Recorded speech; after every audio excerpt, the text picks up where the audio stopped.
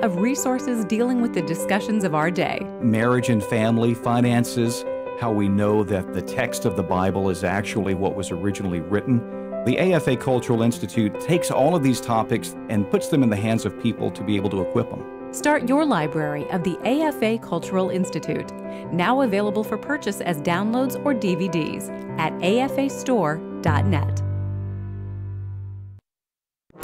Darkness is not an affirmative force. It simply reoccupies the space vacated by the light. This is the Hamilton Corner on American Family Radio and Urban Family Talk. It should be uncomfortable for a believer to live as a hypocrite. Delivering people out of the bondage of mainstream media and the philosophies of this world. God has called you and me to be his ambassadors, even in this dark moment. Let's not miss our moment. And now, the Hamilton Corner. Good evening. Welcome to the Hamilton Corner here in American Family Radio and Urban Family Talk.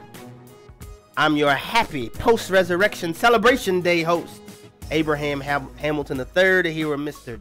Jeff Reed and Jay Tross, operating to bring you the program through all of the technical elements. And what a joyous honor and privilege it is to celebrate the resurrected Christ.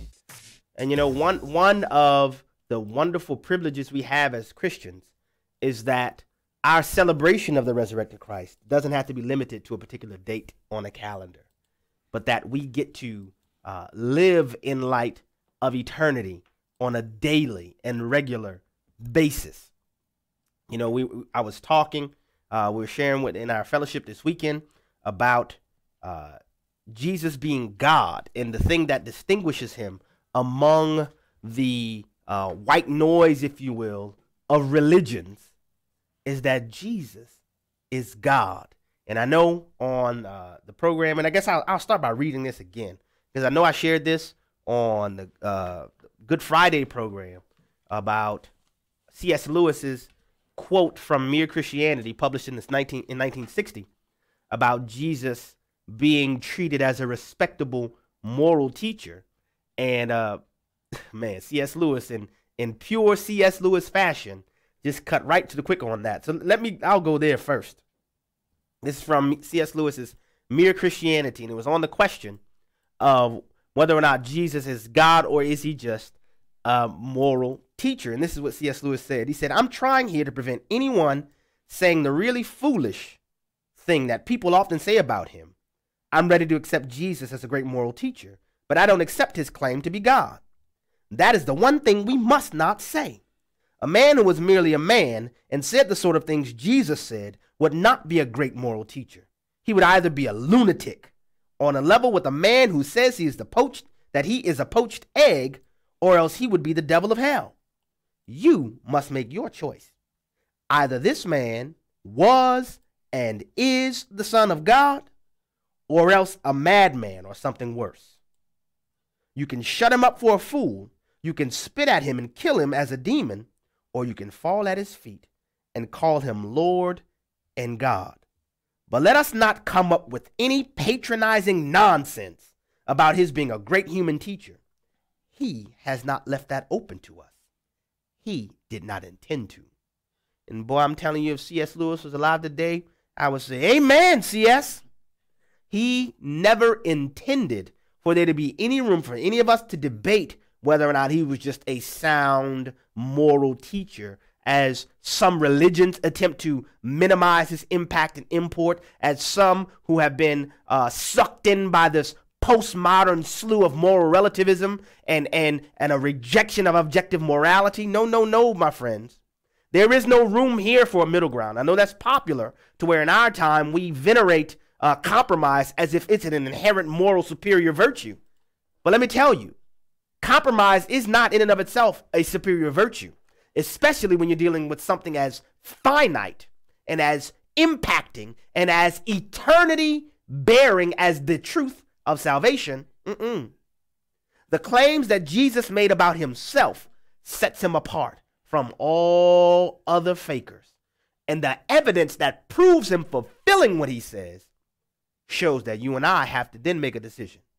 He's either Lord or not. There is no middle ground. And so to that, I want to refer to just one of the instances where Jesus' claims about himself elevate him beyond any potential consideration of him simply being a mere moral teacher. And this is in John chapter 8.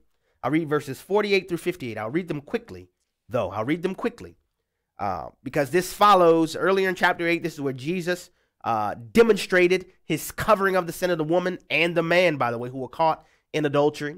Then Jesus went on to explain that, hey, I am the light of the world. See, it's those kind of statements that cause great problems. You see, I am the light of the world. In me is the light of life, is what he said earlier in the chapter. And then later on in chapter 8, the Pharisees began to talk about, well, our father is Abraham. We are not the product of sexual immorality. We don't have separate fathers. Our father is Abraham. And Jesus said, if you believed Abraham, you would believe me, suckers. He didn't say suckers. That's me saying that. He didn't say that. But look what he says in verse 48. I'll read this and let me be as quick as I can. He says, the Jews answered him, verse 48. Are we not right in saying that you are a Samaritan and have a demon? Why did they bring up the Samaritan issue? Because at this point in Jerusalem and in the Israelite culture, referring to someone as a Samaritan was a slam. It was a pejorative. It was basically, in an insulting way, calling them a mixed breed. You're not a pure Jewish person. You are the product of physical compromise. Y'all get my drift, right?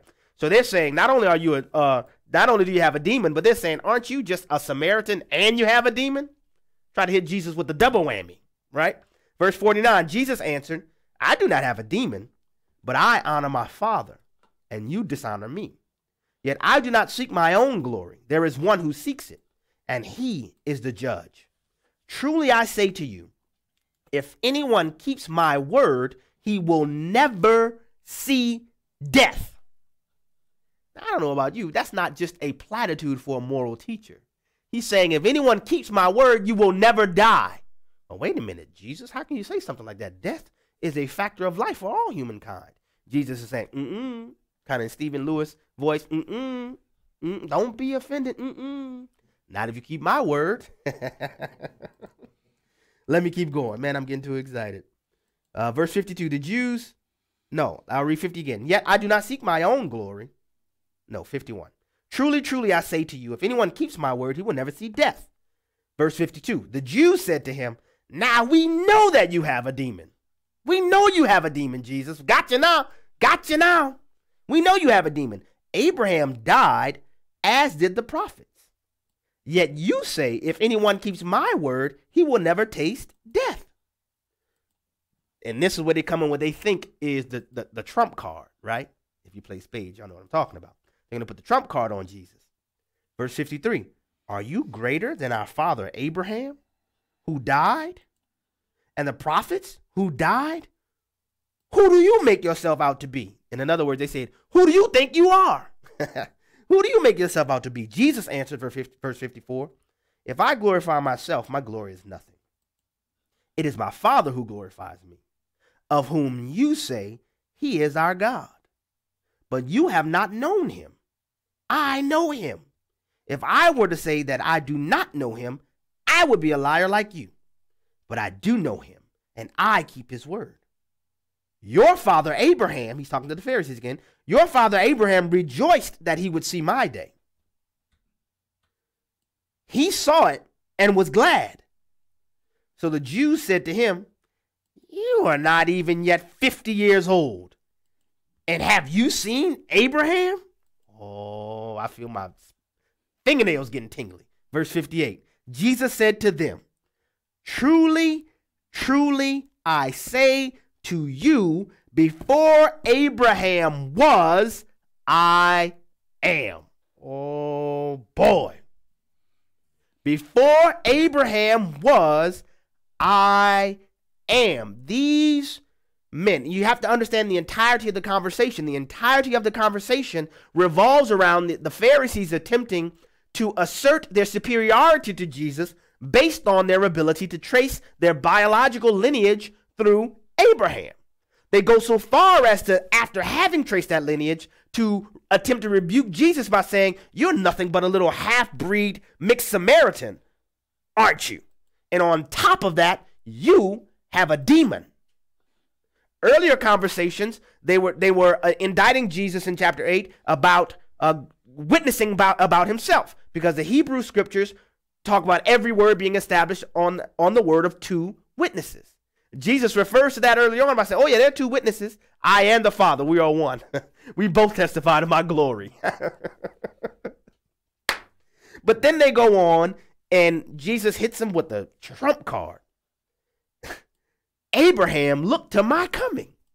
Looked to my coming. In fact, he saw it, anticipated it, and rejoiced in it. And they said, man, based on your discussions about Abraham, we know, now we have all the evidence that we need to conclude that you are a demon. You are telling us that if we keep your words, even though we have the great patriarch Father Abraham, had many sons, had Father Abraham, and he died. And all of the prophets, Elijah, Elisha, Isaiah, all of the great prophets, they died, yet you're telling us that your word, you half-breed, demon-possessed man, that in your word we'll never taste death? And Jesus is saying, man, I know Abraham. Abraham looked forward to my day. Man, you're not even 50 years old. You're not even, and you're a young whippersnapper, wet behind the ears, Similac smelling, talking about you've seen Abraham. And Jesus says, truly, truly, y'all know, King James translation says, verily, verily. When Jesus makes that dual emphasis, he is driving in for particularized attention to what he has to say. If I was with him, I would be Jesus' hype man and say, y'all better listen up. Y'all better, Jesus is about to drop something on you, better listen up. Verily, verily, truly, truly, I say to you, before Abraham was his past tense, right? Before Abraham was, I am. What is he saying to these people, brothers and sisters? Oh my goodness. Jesus is not only mentioning the fact that he knows Father Abraham. This, ladies and gentlemen, is another example of Jesus claiming not mere moral teacher status. He is claiming full divinity before these Bible scholars. How can I say that? When Jesus says, before Abraham was, past tense, I am, he's not merely announcing his date of birth. Because the Greek rendering of this I am is ego, I mean, which is the first portion of a construction that stems all the way back from Exodus chapter 3, verse 14. If you remember when the burning bush confronted or drew Moses before him, and a conversation erupted between Moses and this burning bush that is burning, yet the bush is not being consumed, where the Lord speaks through the bush, the Yahweh of the Old Testament, instructing Moses to go and serve as the deliverer of my people in Egypt. Moses asked, on whose authority shall I tell Pharaoh that I am making these demands? Do you remember how the Lord responded to Moses through the burning bush? You tell them, I am sent you. Brothers and sisters, when Jesus said, before Abraham was, in John chapter 8, verse 58 here, before Abraham was, I am, Jesus is repeating in Greek the same thing that Yahweh stated to Moses in Exodus chapter 3, verse 14. In other words, Jesus is saying, in response to your question about my age being less than 50 years, when I answer you by saying, before Abraham was, I am, I'm not merely identifying myself to you, I am conveying to you that I am the God of the Hebrew Bible that you claim to follow. I am the God of creation who says, let there be light, and there was. I am the God who separated languages at the Tower of Babel in Genesis 11. I am the God who busts Red Seas open and turned them into highways for my chosen people being delivered from slavery. I am the God who offers full tablets of law on the top of Mount Sinai. I am the God who sends Moses, who sends Elijah to confront the wicked Ahab. I am the God who was and is to come. This is what he's telling them here. And this is why C.S. Lewis said that he's either Lord or lunatic. Ain't no middle ground here, partner. Because Jesus claimed to be God. And as a trial attorney, I can tell you, the evidence shows that he is. Exhibit A, the empty tomb.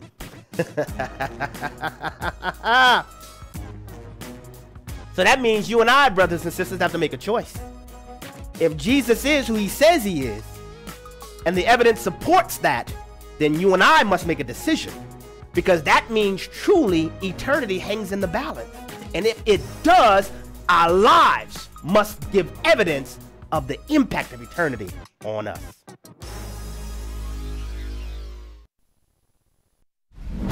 The U.S. finally cuts funding for terrorism. Hi, I'm Matt Staver with Freedom's Call.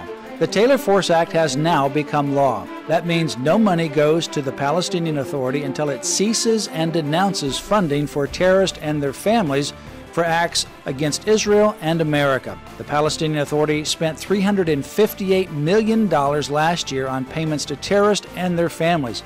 In 2016, it spent $322 million on terrorist stipends, and an average of $335 million annually came from the United States over the last 5 years. Now the Secretary of State will have to certify that the Palestinian Authority has stopped payments for acts of terrorism and taking credible steps against violence toward Israelis and Americans, thanks to President Trump, who was willing to do the right thing. American tax dollars should never be used to reward terrorists for acts against Israel and the U.S. Stay informed at lc.org. At this time for spiritual renewal, join Sandy Rios for a walk back to a young, grieving mom who discovers how God's strength is made perfect in weakness. I'll be the song for you. I'll be the symphony. The music of Sasha's song, Sandy Rios' first album project, can help mend a wounded spirit. Would God sustain us through the years? Produced by John Innes of the Billy Graham Crusade with members of the Indianapolis Orchestra, this beautiful music will lift your heart. Like peering through a window blurred with rain. Emotions run together in a flood of doubt and pain. For he is able. Sasha's song, now available on CD from afastore.net. With each passing day, it seems as if the moral standards of our society sink lower and lower. So how can Christians remain steadfast and courageous in a world ruled by darkness? This week on Pathway to Victory, Dr. Robert Jeffress addresses that relevant topic in his new series called Daniel, Courageous Living in a Pagan World. Join us this week for Pathway to Victory. Join us for Pathway to Victory with Pastor Robert Jeffress, weekday mornings at 6 Central on American Family Radio. I would have no clue what's going on if I don't listen to AFR, and it prompts you to get in the fight. We're collecting stories of how God is using American Family Radio. I've gotten so much out of AFR and strengthened my faith. I've truly turned my life around. Take a moment to share how God is using American Family Radio in your life. Call our listener story voicemail at 877-876-8893. That's 877-876-8893. Shining light into the darkness, this is the Hamilton Corner on American Family Radio and Urban Family Talk. Welcome back to the Hamilton Corner here in American Family Radio. Calm myself down. I got excited. Before Abraham was, I am. Before there was anything called history, I am. Oh, man. What a wonderful privilege it is to be a follower of the King. Well, if you haven't seen this, and I don't plan to spend a whole lot of time here because this is going to reemphasize a point I've made repeatedly on the program. But here's the headline that I got from a BBC article out of the UK, that the London murder rate was higher than the murder rate from New York in the month of March. What was the number one culprit for the uptick in murders or should I say, what was the instrumentality, I should say, of the uptick in murders in London? Stabbing deaths.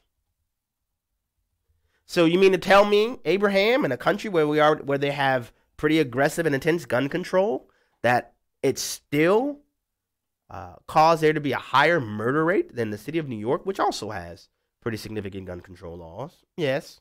The populations are pretty close relative to one another. 8.7 million people in one city, 8.5 million in another. But the uptick in murders in London were due to stabbing deaths. which is why I've said it before and I will say it again. With the long history of gun ownership in America, we have not seen the types of things we're seeing here recently.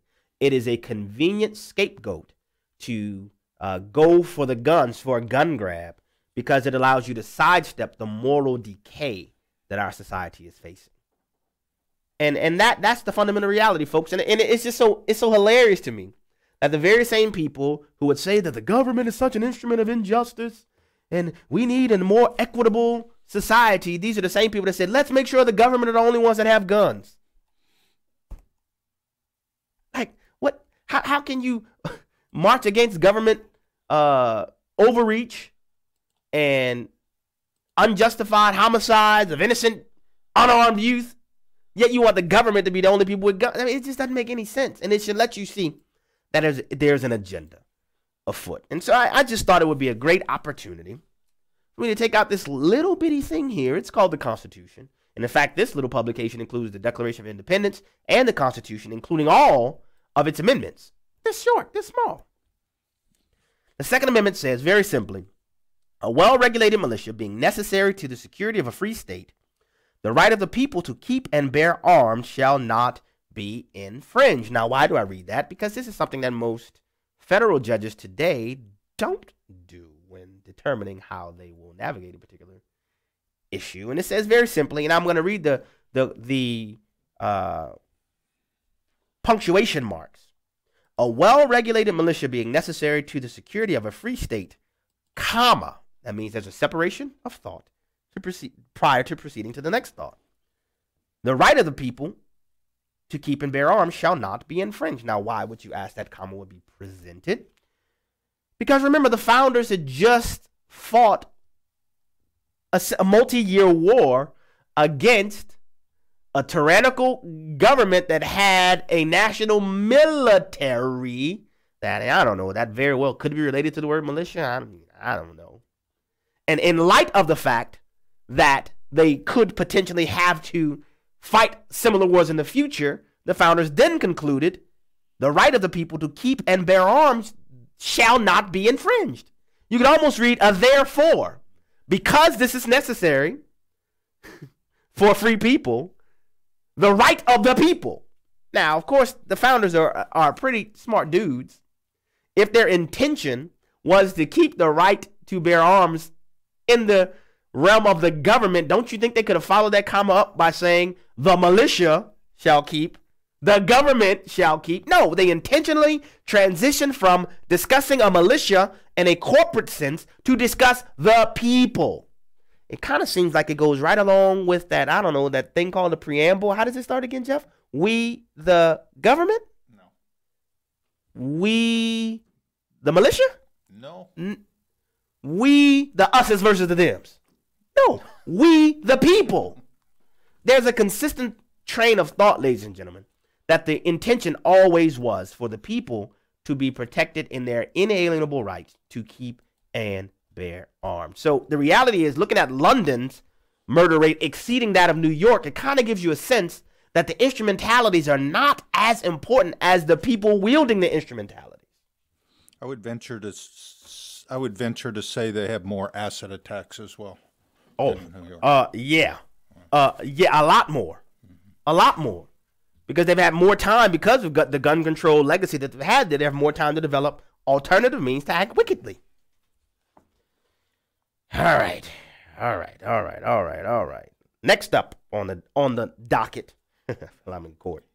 Case number so. Dr. Carol Swain, friend of the program, has decided to make a choice. And let me play a little audio in case you may not be familiar with her. Give you a little bit of the understanding from Dr. Swain. If you would, Jay, play clip number 4. I was probably one of the first victims of the Southern Poverty Law Center. Back in 2009, I published a blog criticizing them and pointing out that they were engaging in mission creep. Mission creep is when an organization loses sight of its original purpose and it goes off into other areas. Well, the Southern Poverty Law Center, back in 2009, they had started attacking immigration restrictionists, labeling them as haters. And at that point, I knew that something was wrong. I wrote my blog, and 6 weeks later, I was on the cover of the Tennessean, and the Southern Poverty Law Center, a representative was quoted calling me an apologist for white supremacy. Now, that was Dr. Swain, a conservative powerhouse, quite frankly, retired law professor from Vanderbilt University. Well, she has announced today that she's considering a run for mayor of Nashville. She would be running to fill the unexpired term left by the disgraced former mayor of Nashville, Megan Barry. If you remember, we talked about this on a program briefly, that she used her office as mayor to fly all around the world with her chief of security, who just also happened to be her man lover. And yes, both of them were married to spouses. So in the process of destroying marriages and literally making a mockery of her office in Nashville, she was forced. Initially, she said she would not resign. You know, she was singing the song from Dreamgirls, and I'm telling you, I ain't going nowhere. That was what she was singing, you know, until the district attorney in Nashville came with those criminal charges. You know, that's French for charges, by the way. It's not. I just made that up. She then relinquished her office. So now she has an unexpired term, and Dr. Carol Swain is considering a run. Dr. Swain says she would be running because it appears that Nashville residents don't have viable alternatives in the potential electoral, the special election that's upcoming. She'd like to offer the residents of Nashville an alternative to what appears to be the progressive groupthink that they are bogged down by. So I say, good on you, Dr. Swain. I would love to see what would happen. And much of the political punditry class in that area has said if Dr. Swain is able to get to a runoff against some of the more some of the regressive candidates, she has the credibility, the background, and the qualifications to really potentially win. And that would be a huge accomplishment in a pretty regressive city, Nashville, that Nashville is. If you recall, this is the same former mayor, Megan Barry, who, as soon as the Nashville statement was released, Mayor Megan Barry came out saying that this does not represent Nashville. You remember the Nashville statement was a biblical declaration about human sexuality. And former Mayor Megan Barry said, no, we do not adhere to biblical sexuality here in Nashville. I guess she was kind of tipping her hand to what she was really involved in. Out of the abundance of the heart, the mouth speaks.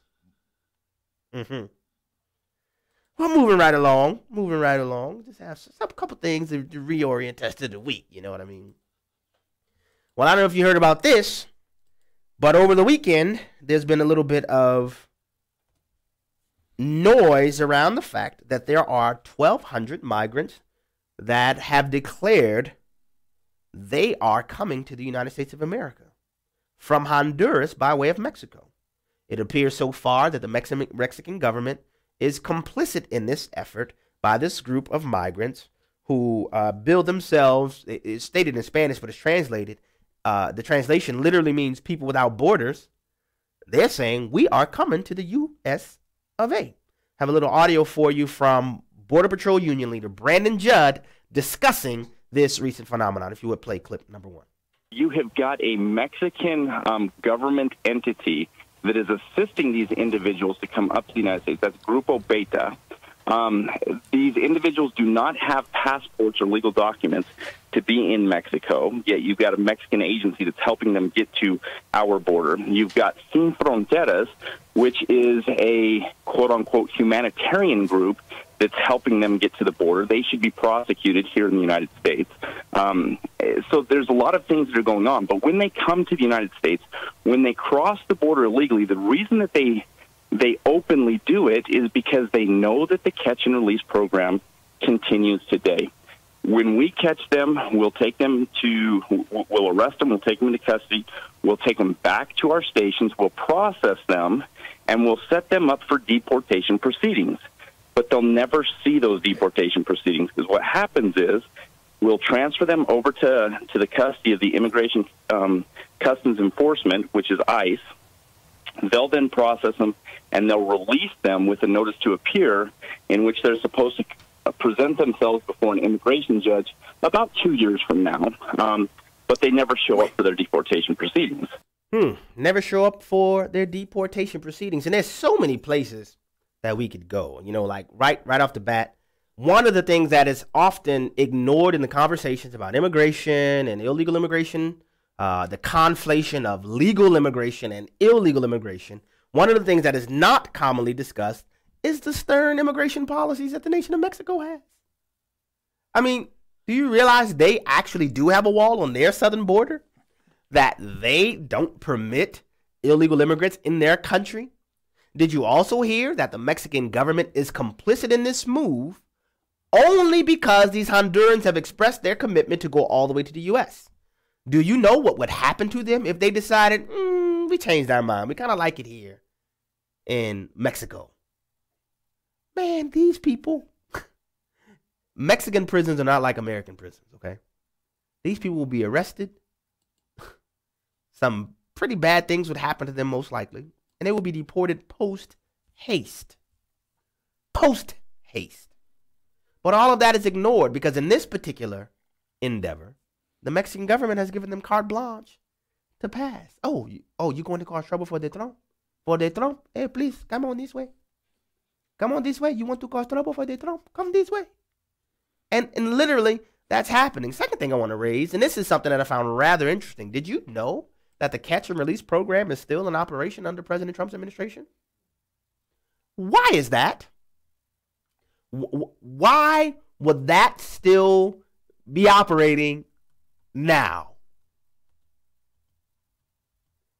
And many of you know, and I've said before, I practiced law in Houston, and the presentation of a significant component of, illegal aliens, many of them do come knowing full well if the catch and release program is in operation at the border, they have no problem being confronted by Border Patrol. Many of them come to the border and give themselves up. Oh, you got me. Because they know they'll be brought in to the Border Patrol's custody, be processed, and released, given a notice to appear. A notice to appear. Which, as Mr. Judge said, most likely, for most of them, it will not happen. It will not happen. And so this is happening, and I think this is something that follows what, in my opinion, is a great black eye to the Trump administration, in that the recent omnibus bill that removes from the president the ability to use concrete to build even portions of the wall that have already been passed by the Secure Fencing Act. I think it's pretty laughable at this point that we have these things happening, and you have statements made by people like Chuck Schumer, who said that they literally, this is what Chuck Schumer said, quote, I mean, if I were the president, this would bother me tremendously. Let me say it that way. And I will be calling names. He said that the regressives were able to get out of this budget deal far more as members of the minority party in Congress than they ever could have imagined if they were in the majority. Think about that.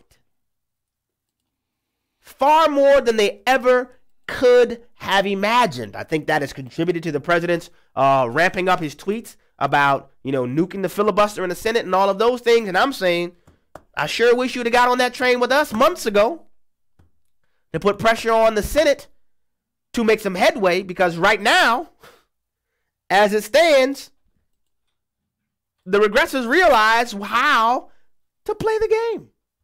If President Trump wanted to maintain any semblance of credibility with Congress, he had to veto this omnibus bill. But because they called this bluff yet again, can you remember all the times President Trump has said he would veto these funding bills? How many times has he said it now? And this last time, if they get one, I won't sign another bill like this. I don't know how many people in Congress believe you. I don't know how many people in your base who believe you. There have been a lot of things that have happened, but I have not seen members of the president's base as upset as they were following the omnibus bill. And I know some people that are saying, well, I think he's going to be able to reallocate some money in appropriations. Okay. All right. If you think that, I just have a hard time believing that he would operate with such shrewdness on the other end instead of just using the outright ability he has in his veto pen. That's just what I think. Well, I'll tell you what, I have some things we may want to laugh about a little bit on the other side of the break, because we're going to talk Chick-Fil-A. Hello, everyone. I'm Tim Wildman, president of American Family Association and American Family Radio. Well, our June Spiritual Heritage Tour is full, and our September trip is filling up fast. So if you want to go with us to Washington, D.C. and Mount Vernon for our Spiritual Heritage Tour, you need to sign up soon. We're going to be seeing lots and lots of sites, including the Capitol, the Library of Congress, the Supreme Court, the Jefferson and Lincoln Memorials, the Korean and Vietnam Memorials, the Arlington National Cemetery, and much, much more. For all the information on this tour, September the 19th through the 22nd, please go to the website spiritualheritagetours.com. That's spiritualheritagetours.com for all the information. And we also go to Williamsburg, Jamestown, and Yorktown. That's a separate trip, but we put them back to back in case you want to do both of those tours. Again, that's in September. For more information, go to the website spiritualheritagetours.com. Why blood? This is David Wheaton, host of the Christian Worldview. The shedding of blood for sin is not peripheral, but central to Christianity. God's word says, all things are cleansed with blood, and without shedding of blood, there is no forgiveness. This was pictured in the animal sacrifice system in the Old Testament, and then culminated Redemption Weekend when Jesus Christ bled and died on the cross as payment for our sin. Sin is our terminal problem. Physical and eternal death is God's just penalty. But thank God He offers redemption through Christ's blood, the forgiveness of our sins, Ephesians 1:7. Hear more about the blood of Christ at thechristianworldview.org, and then tune in this weekend for another topic that will sharpen your worldview. Listen to The Christian Worldview with David Wheaton, Saturday mornings at 8 Central on American Family Radio. Hello, Americans. I'm Todd Starnes with news and commentary next. It turns out Jesus Christ crucified on a cross violates Facebook's community standards. Franciscan University of Steubenville, Ohio, said Facebook rejected an ad for some of their online programs because the ads included shocking, sensational, or excessively violent content. So what was the shocking and violent content? Well, the Catholic school's advertisement featured the historic San Damiano cross. It should be no surprise Facebook would intentionally block religious content. They've been doing that for years. In 2017, they blocked several dozen Catholic-themed pages without explanation. Evangelical Christians, including this broadcaster, have long been accused of violating Facebook's community standards. Look, Facebook has a constitutional right to determine what does and does not violate its community standards, but one truth is becoming increasingly clear. Facebook is no friend of Christians or conservatives. I'm Todd Starnes. The Hamilton Corner podcast and one-minute commentaries are available at afr.net and urbanfamilytalk.com. Back to the Hamilton Corner on American Family Radio and Urban Family Talk. Chick-Fil-A. I could eat there 7 times a day, where the people laugh and children play. Oh, I'm in love with Chick-Fil-A. Suddenly, I need waffle fries in front of me, with some nuggets and a large sweet tea. Oh, Chick-fil-A, you set me free. Kids, get in the van so we can go there today. But their stores are closed, oh I know, 'cause it's Sunday. Chick-fil-A. What a dirty, rotten trick to play. Now I have to settle for Subway. Oh, I'm in love with Chick-fil-A. Chick-fil-A. Welcome back to the Hamilton Corner. Now, I played that because I have a story here. The headline reads this way: It pays to be a Christian, Chick-fil-A will likely become America's third largest fast food restaurant. Yes. It goes on to explain, in the next few years, the fried chicken sandwich chain Chick-fil-A will likely leapfrog over Taco Bell, Burger King, and Wendy's to become America's third largest fast food restaurant, only trailing McDonald's and Starbucks. You have to understand, this is a monumental feat in and of itself, but consider that they only are open 6 out of the 7 days a week. It kind of lets you know that you don't have to compromise your principles in order to be economically viable. Well, would you look at that? You don't have to bend to the whims of the culture or even the prevailing economic orthodoxy to be successful. Chick-fil-A sits right now at number 8 of all fast food restaurants in the country. But in terms of profitability per restaurant, Chick-fil-A almost doubles the biggest fast food restaurant, that's McDonald's. McDonald's fast food restaurants generate about $2.5 million per restaurant, while Chick-fil-A generates about nearly $4.5 million per restaurant. And that's while being closed on Sundays. I guess it kind of pays to be Christian. In 2017, Chick-fil-A's sales reached $9 billion in 2017. $9 billion. And in the short term, they are expected to leapfrog Taco Bell, Burger King, and Wendy's to become number 3 in the country. I thought that was pretty interesting news to share. We'll open up the phone lines. If you want to be a part of the program, you are welcome to call 888-589-8840. That number again is 888-589-8840. And as you are preparing, as your calls are coming in and we're getting everything together to take your calls, I have another little small ditty from another Christian comedian talking about Chick-fil-A. I think it's pretty funny. This comedian's name is Jaron Myers, and he had something to say based on the catchphrase from Chick-fil-A servers: "It is my pleasure to serve you."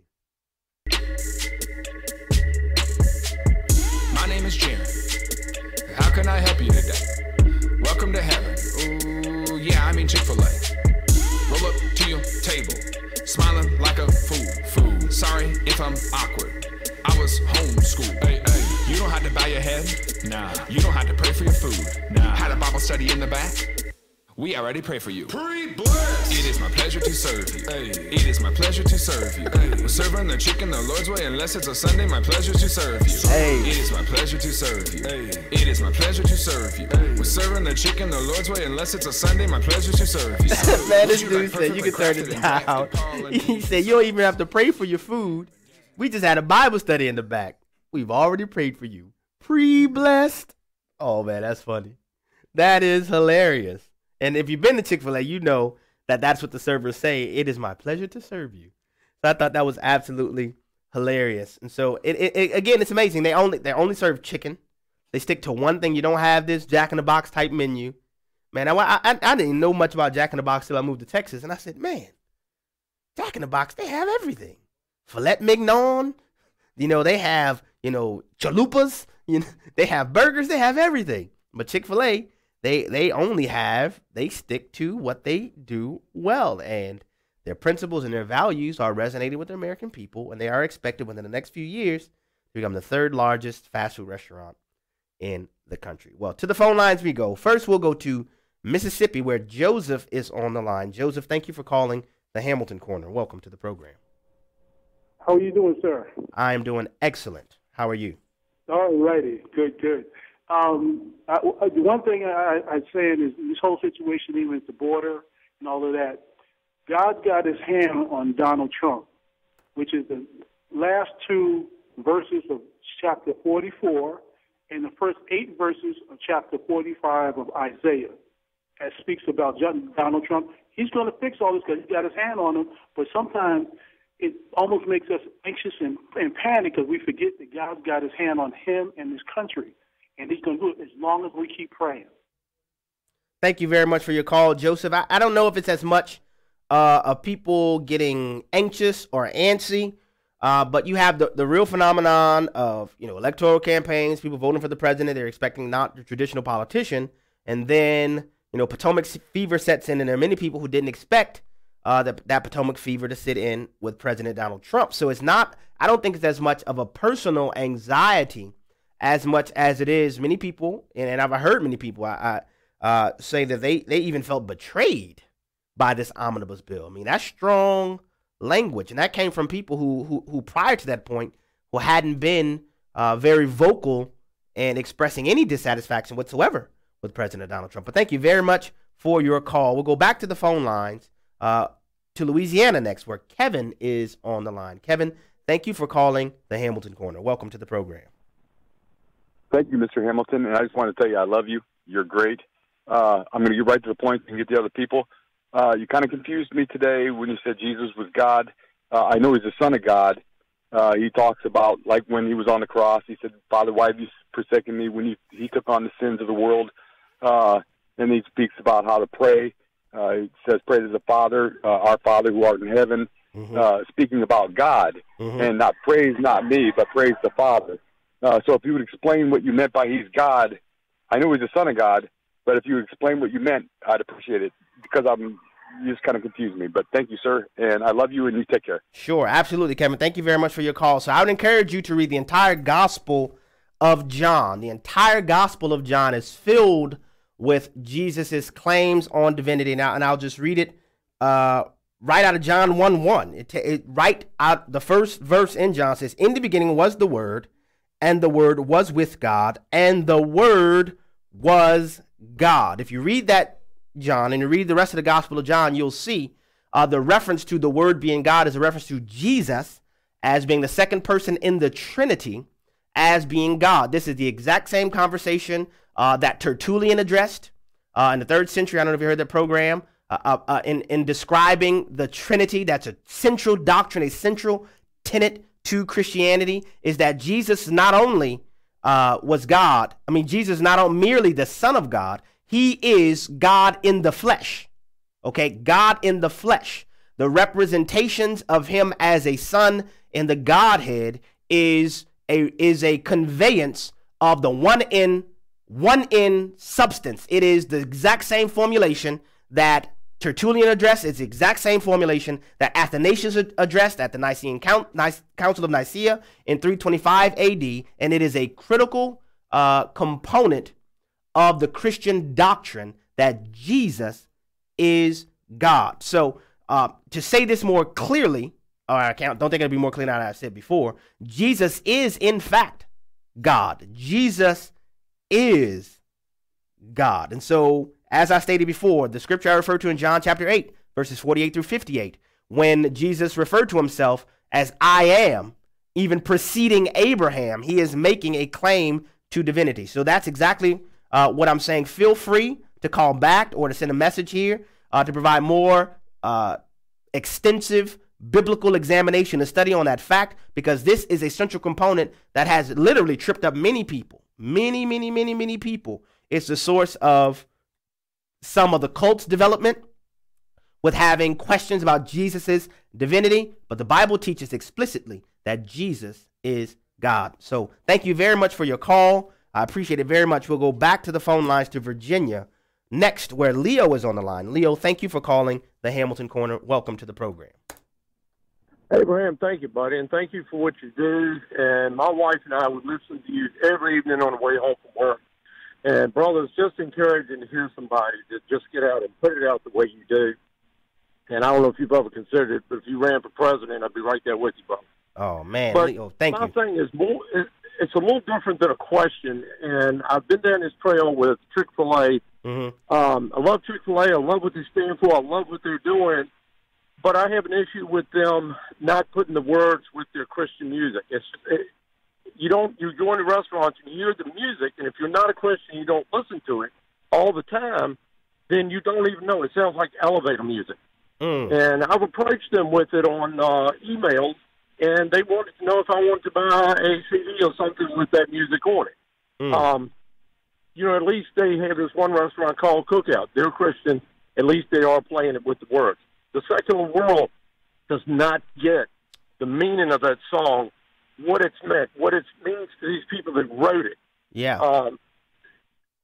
So I have a question for you, Leo, real quickly. Is that something you found in your local Chick-fil-A, or have you found that in multiple Chick-fil-A restaurants? Because this is the first I've ever heard of this.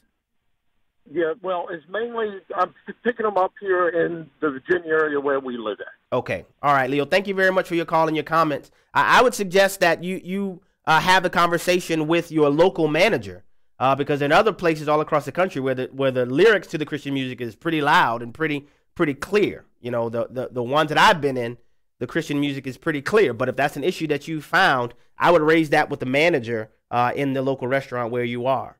Thank you very much for your call and your comments. Again, if you want to be a part of the program, the number to call is 888-589-8840. Back to the phone lines we go, next to Georgia, where William is on the line. William, thank you for calling the Hamilton Corner. Hey, brother Abraham, how you doing, man? I'm doing excellent. William, how are you? I'm doing well. I gotta get a hold of that track, man. We already Facebook friends and everything. I want to get a hold of that track, man. That little Chick-fil-A little riff that you was doing on there. Oh, which one? The second one? What, it is my pleasure to serve you? The rap that you were just playing a little while ago. I wouldn't mind getting that. Yeah, you got to send me that link. We're Facebook friends. Oh, you can find it. The comedian's name is Jaron Myers, and all you have to do is click, and it is my pleasure to serve you on any search engine, and it'll pop right up. It's a pretty popular clip. Okay, how do you spell Jaron? Jaron. Jaron. Okay, thank you so much. You are very, very welcome. Back to the phone lines we go. Thank you for your call, William. We go next. Oh, we'll stay in Virginia, where Emily is on the phone. Emily, thank you for calling the Hamilton Corner. Welcome to the program. Thank you for taking my call. I listen to you as much as possible. Unfortunately, you come on in an hour when I'm traveling back and forth to work. But anyway, I wanted to make a comment about your comment about the disappointment with President passing the budget bill. I agree with you 100%. It was disappointing. But I keep in mind, what if Donald Trump wasn't in the White House? Good point. Hillary Clinton was in the White House. Good point. What would we be experiencing? And Donald Trump needs all the support that we can give him, because the left is out like a roaring lion to destroy him.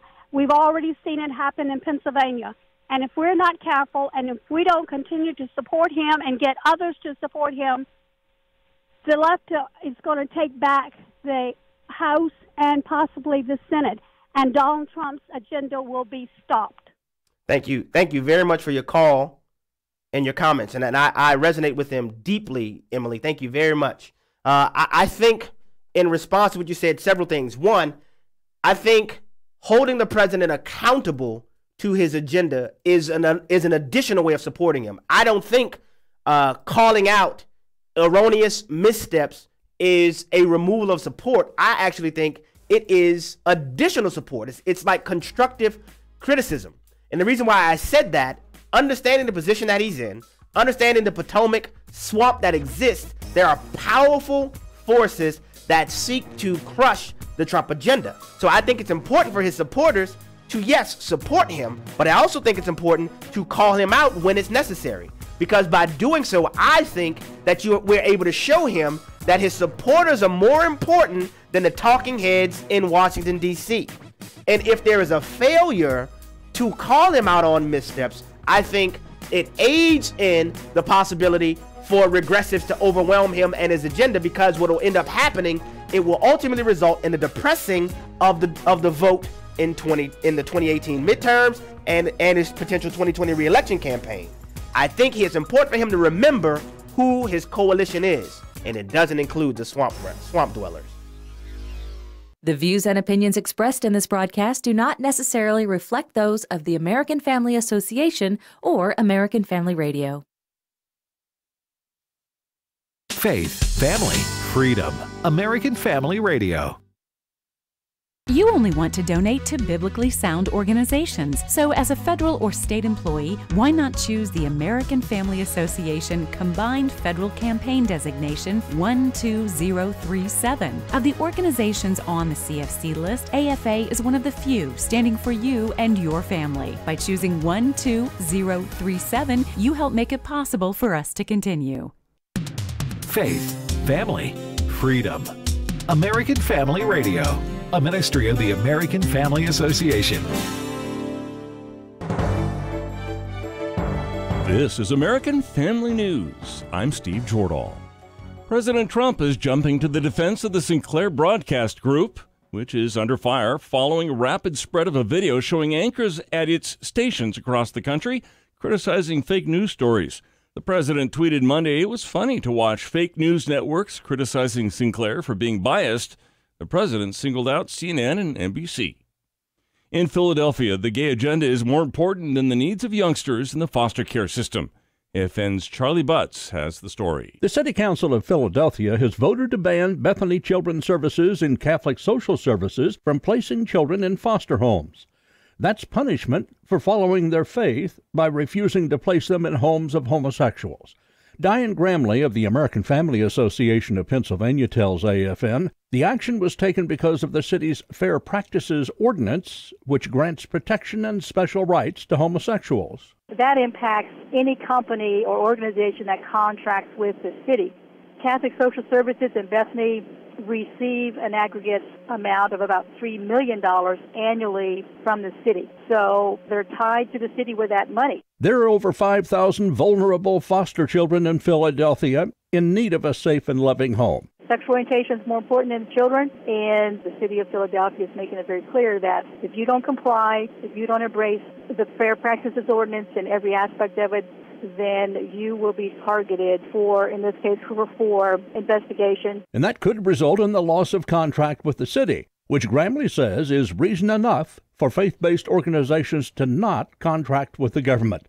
Once that contract is in force, there are strings attached. Strings that give Christian groups the choice of violating their faith or bowing to the government. I'm Charlie Butts.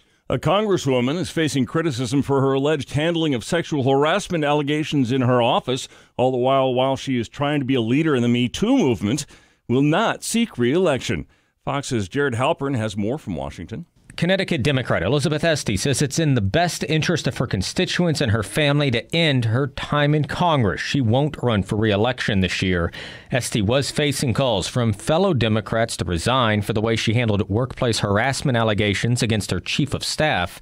She has apologized, conceding she should have done more, and referred herself to the House Ethics Committee for an investigation. In Washington, Jared Halpern, Fox News. Encouraging accountability and trust in the fight against internet temptation. AFN's Chris Woodward reports on an organization aiming to do just that. What people do online impacts their lives offline, and Dan Armstrong of Covenant Eyes says his organization facilitates conversations necessary to help people avoid online pornography. You install the Covenant Eyes software on all of your devices, so Windows and Mac desktop computers and laptops, your Apple devices like iPhones and iPads, Android devices, even Kindle Fire HDs. My little kids use those. Those are enabled with Covenant Eyes. Now, Covenant Eyes rates websites similarly to how video games are rated. So E for everyone, Y for youth, T for teen, MT for mature teen, M for mature, all the way up to highly mature.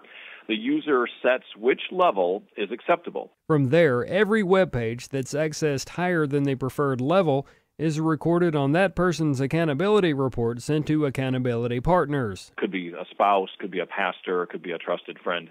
Parents make the best accountability partners for their kids. Why not just install a filter? When someone knows what they're looking at online will be seen by others, they think twice about going there and often find very good success in avoiding online temptation. A filter by itself doesn't lead to positive behavior change.